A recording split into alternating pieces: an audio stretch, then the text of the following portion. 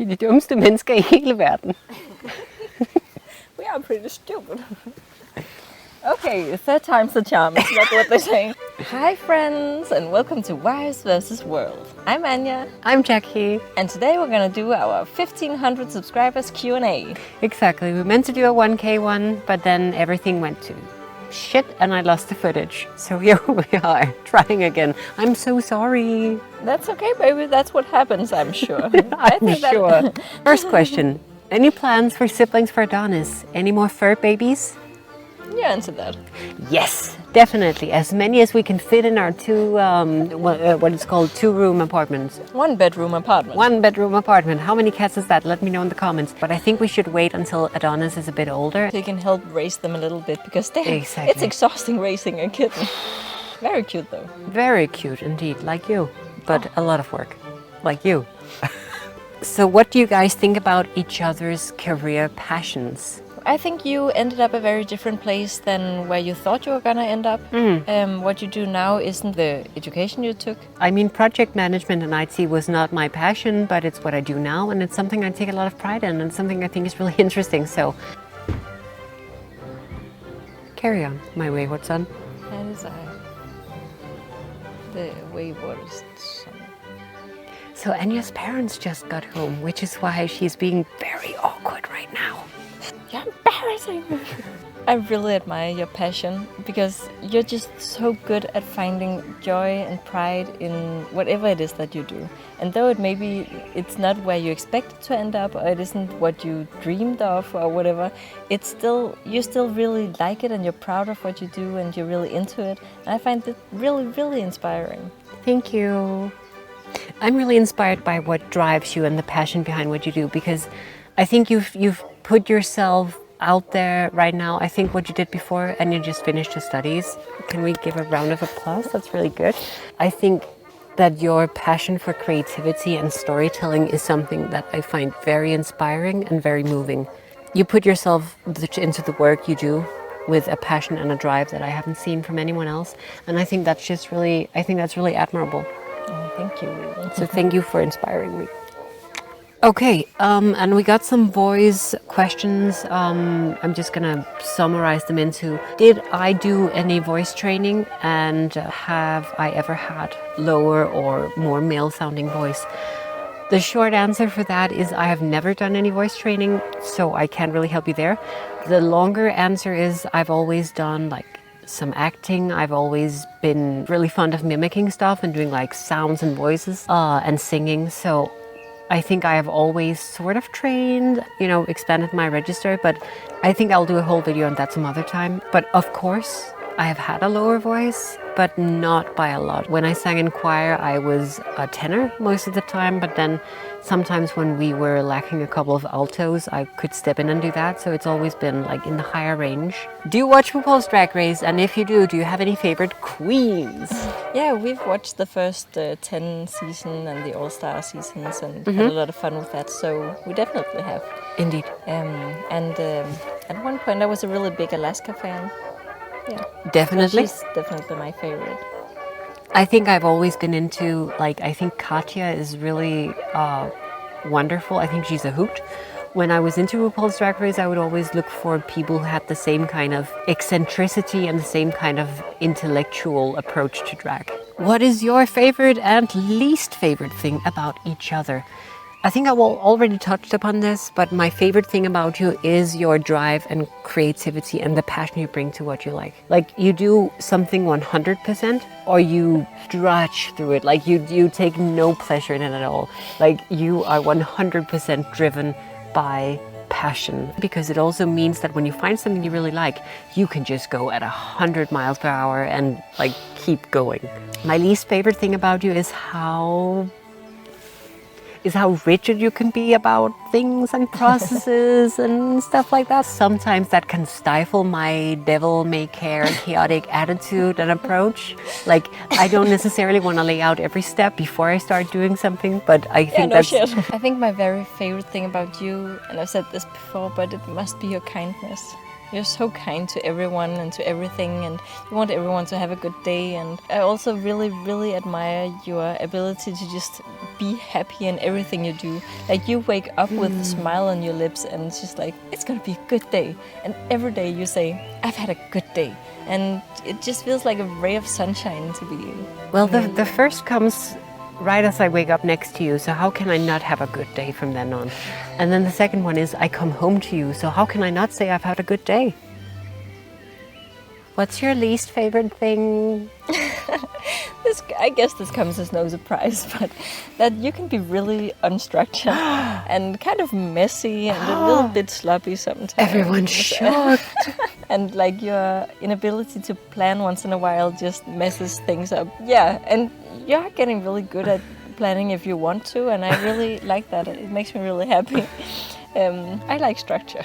Yeah, okay, I suppose that's fair. What was the most challenging video you ever published, and which was the most fun to do? So I guess the most challenging videos have been the ones on gender.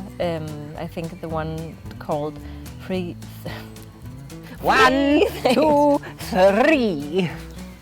Three things I learned from marrying a trans person or dating a trans person or whatever. I think that was hard to do because on one hand, every time we talk about gender, it's just difficult because it's a difficult topic to talk about, and there are going to be all the people who do experience gender in a different way than exactly the standard, and those people are probably not necessarily going to agree with us, so they might disagree with what we say, and then there are all the people who just inherently disagree that you can experience gender in a different way at all. It's just a really touchy subject, but I am very passionate about it, and I do like talking about it. And exactly, I would definitely like to do a follow-up for that one and have explore some more of the lessons, because I think one thing we learned when we did the video was we ended up in maybe a different place than we had anticipated, and as we did the video, so many new questions popped up, so I think there's a lot more to say, even though it might be difficult.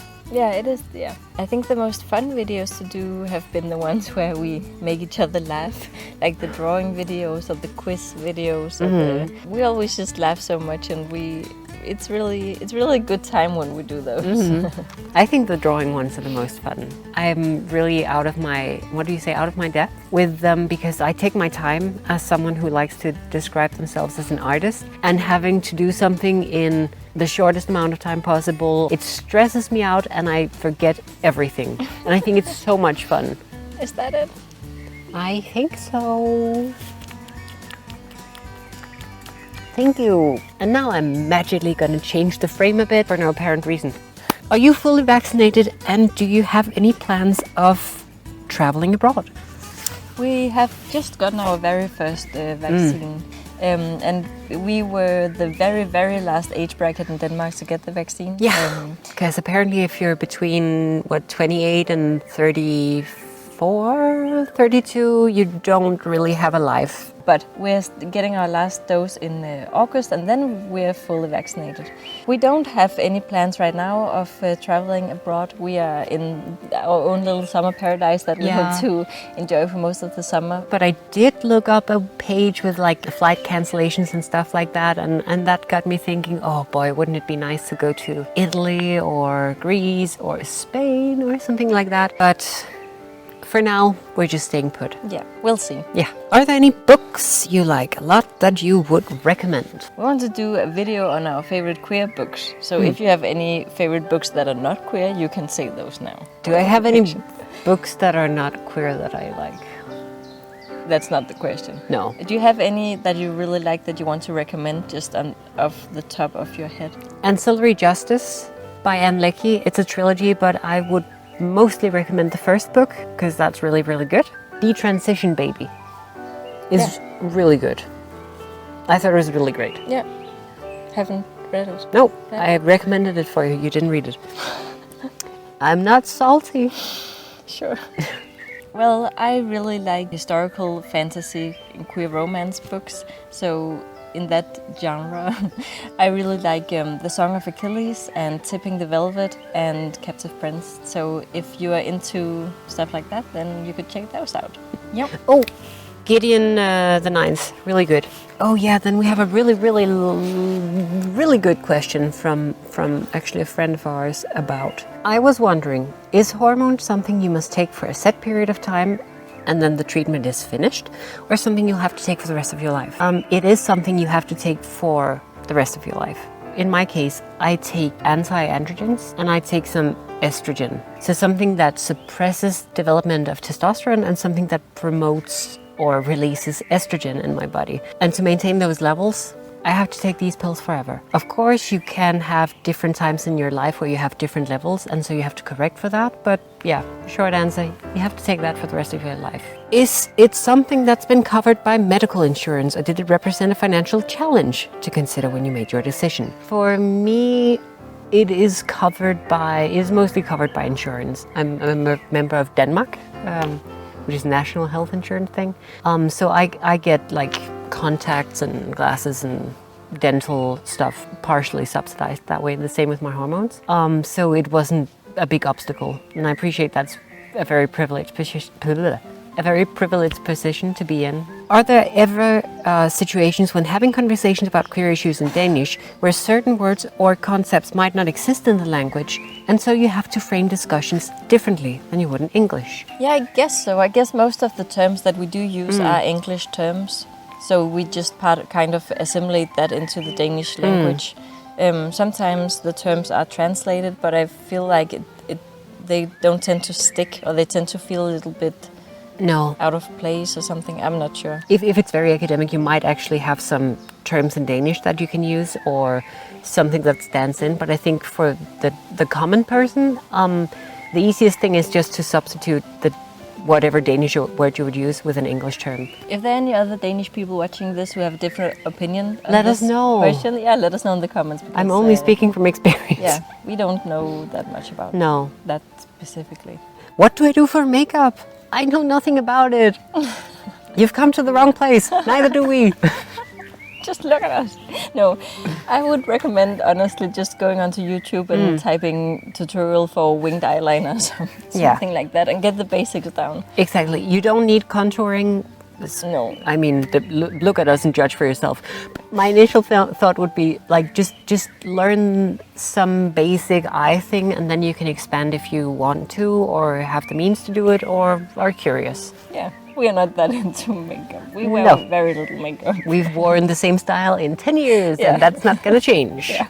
Can you recommend any self-help books or other media for someone struggling with gender? I'm not quite sure about self-help books because I have never really picked up one. But I would recommend Redefining Realness by Janet Mock. It's an autobiography, but it really gets your noggin going. And then Whipping Girl by Julia Serrano. That is, or can have a tendency to be a bit academic and a bit hard to read, but I think it's a good book. Maybe not the best primer, but a good book nonetheless. And then there was this Netflix, what was that called? Disclosure. It isn't really a self-help thing, but it does give a really good insight into the struggles of people who are struggling with gender, I guess. Yeah, exactly. Aren't we all?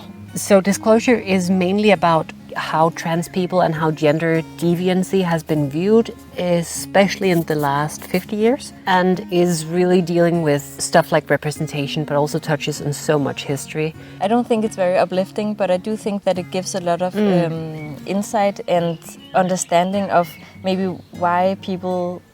det giver en eller anden indblik i, hvorfor det er, vi måske kan have det dårligt med os selv, fordi vi har fået portrætteret på en bestemt måde hele tiden. Det giver os ligesom noget skyt til at arbejde med, hvorfor er det, vi ser tingene på den her måde. And I think it's really useful to know those instances, why it is, how society portrays especially trans people. Yeah, to understand yourself and society better.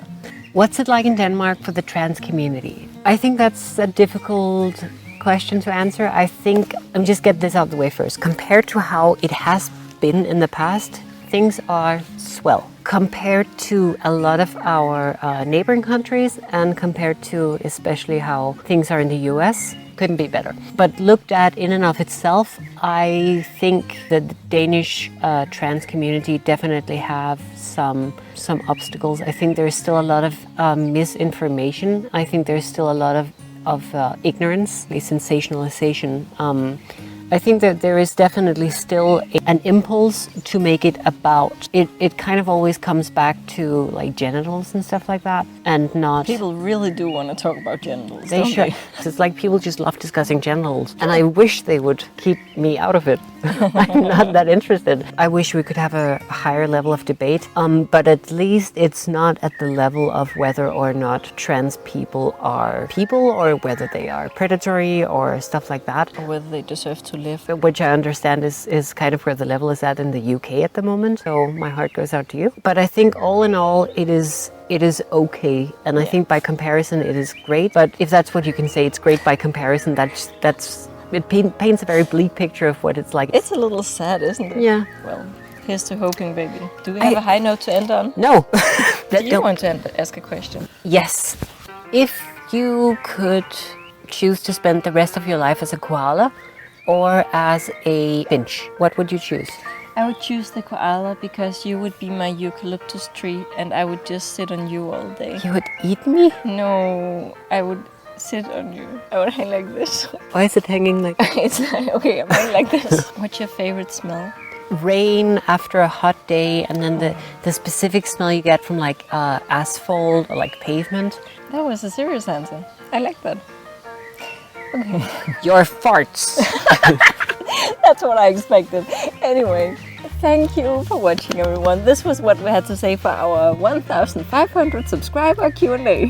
Thank you so much for sticking with us. Sorry it's been so long. We had to get this one home from the lighthouse. And it's been a bit tumultuous since then. But we do have a whole assload of content coming up, coming at you. So thank you for being patient. Thank you for being here. Thank you for watching our videos. It's so much fun to make it. And it's so much more fun when you're out there and watching them. You can find us on Instagram. If you like this video, please give it a thumbs up. You can leave a comment. If you have more questions, we'll be happy to answer them. In the meantime, guys, you take care, okay? Thank you all for watching, and we hope to see you next time. Bye.